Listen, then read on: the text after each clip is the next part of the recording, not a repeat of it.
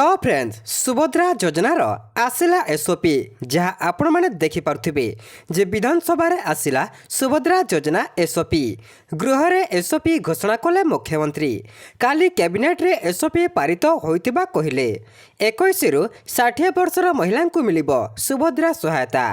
21 रु 60 वर्ष महिला अकाउंट को जीव 5000 टंका डीबीटी माध्यम महिला अकाउंट को जीव टंका प्रतिवर्ष राखी पूर्णिमा और महिला दिवस रे दियाजिबो टंका प्रतिवर्ष 2 थर 5 वर्ष पर्यंत दियाजिबो सहायता राशि राज्य रे 1 कोटी रु अधिक महिला उपकृत हेबे हिताधिकारी को प्रदान कराजिबो सुभद्रा डेबिट कार्ड डिजिटल कारोबार को प्रोत्साहन पाई मिलिबो अतिरिक्त सहायता सर्वाधिक डिजिटल कारोबार करितिबा हिताधिकारी को अतिरिक्त 500 प्रति पंचायत 100 जन हिताधिकारी को मिलिबो अतिरिक्त 500 केमिति करिवे सुभद्रा आवेदन देखंतु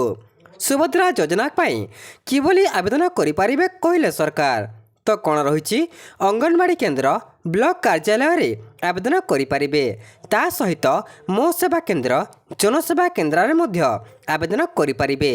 ए सब जगह रे मागणार फॉर्म मिलिबो आवेदन करिहब सुभद्रा पाई एक कॉल सेंटर मध्य कार्यक्रम हेब प्रतिवर्ष सुभद्रा योजना रे केते मिलिबो टंका जानतु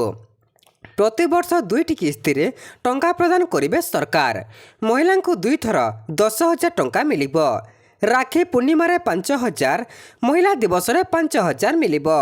5 वर्ष रे 50,000 टंका प्रदान कराजिबो योग्य हिताधिकारी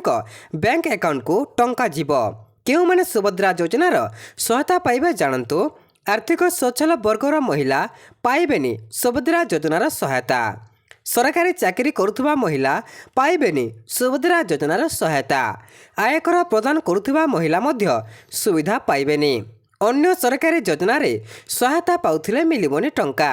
मासिक 1500 बा वार्षिक 18,000 टंका पाउथिले मिलिबोनी सुविधा तो यह थिला संपूर्ण तथ्य।